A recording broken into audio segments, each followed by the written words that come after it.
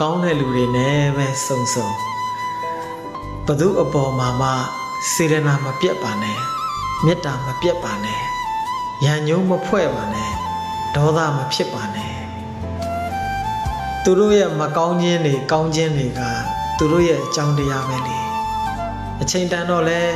သူတရားကသူ့ကိုစီရင်သွားမှာပါကိုယ့်ရဲ့ကောင်းခြင်းဆိုးခြင်းတွေကလည်းကိုယ့်ရဲ့အကြောင်းတရားပဲမို့လားကိုယ်တရားကကိုယ့်ကိုပဲစီရင်မှာပဲလေဒါကြောင့်ကိုယ့်ဘက်ကကူညီပေးခြင်းနဲ့ဆိုရင်ကိုကူညီနိုင်တဲ့လောက်ကိုကူညီပေးလိုက်ပါ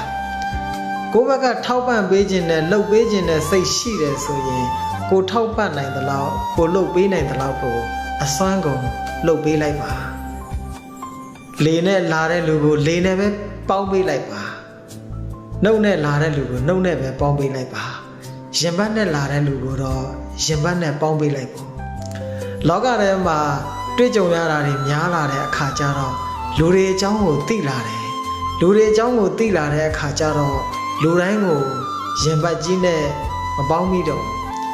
ရင်ဘတ်ကြီးနဲ့ပေါင်းလိုက်မိတိုင်းကကိုလိုပဲလို့ထင်ပြီးတော့ရင်ဖွင့်မိလိုက်တိုင်းအဲ့ဒီရင်ဖွင့်လိုက်တဲ့စကားတွေကကိုယ့်အတွက်နှစ်သိမ့်စရာတွေ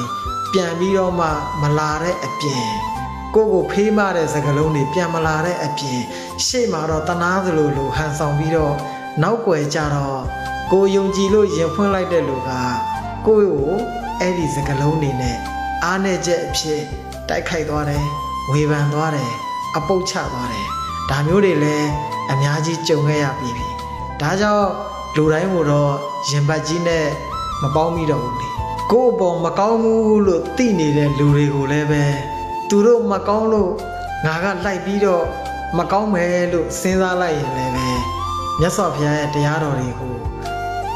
လိုက်နာကျင့်သုံးဖို့တောင်မှဉာဏ်မရှိဘူးလားဆိုပြီးတော့ကိုပြန်ထိန်းချုပ်လိုက်ရတယ်အဲ့ဒီတော့ကိုမကောင်းပြောနေတဲ့လူတွေနဲ့တွေ့တဲ့အခါမှာအရင်တုန်းကဆိုရင်ဇက်ဇက်ကျဲဟုတ်ရင်ဟုတ်တဲ့အတိုင်းမှန်ရင်မှန်တဲ့အတိုင်းမဟုတ်မခံကိုယ့်ဘက်ကပြန်ပြီးတော့ခွန်းတုံပြန်ခြေပခဲ့ဘူးလေဒါပေမဲ့လောကထဲကလူတွေကသဘာဝကကောင်းတာနဲ့မကောင်းတာနဲ့ပြောတဲ့နေရာမှာမကောင်းတာကိုပဲကြည်ပြီးတော့ပြောကြတာဒါကြောင့်ဘလောက်ပဲကောင်းအောင်နေကိုမကောင်းပြောတဲ့လူကမကောင်းပဲပြောနေမှာဒါကြောင့်မကောင်းပြောရမလားဆိုပြီးတော့ရန်တွေ့ရင်တော့တလောကလုံးနဲ့ရန်ဖြစ်နေရလိမ့်မယ်။ဘာကြောင့်လဲဆိုရင်လောကလူတွေရဲ့သဘာဝကလူတစ်ဖက်သားကိုကြည်ပြီးတော့ပြောတဲ့နေရာမှာအကောင်းပြောတာနဲ့မကောင်းပြောတာမကောင်းပြောတာ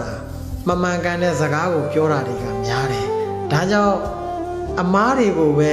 မမှန်တာတွေကိုပဲပြောတတ်တဲ့လူသဘာဝကိုနားလည်ထားတယ်ဆိုရင်ကိုကသူတို့မကောင်းပြောလိုက်လို့ကိုမကောင်းတဲ့လူတယောက်ဖြစ်သွားတာမဟုတ်ဘူးကိုပင်ကိုကကောင်းနေရင်ကောင်းပါပဲသူတို့ကကောင်းပါတယ်လို့ချီးကျူးလိုက်လို့လေကိုဟာလူကောင်းတယောက်ဖြစ်သွားတာမဟုတ်ဘူးကိုက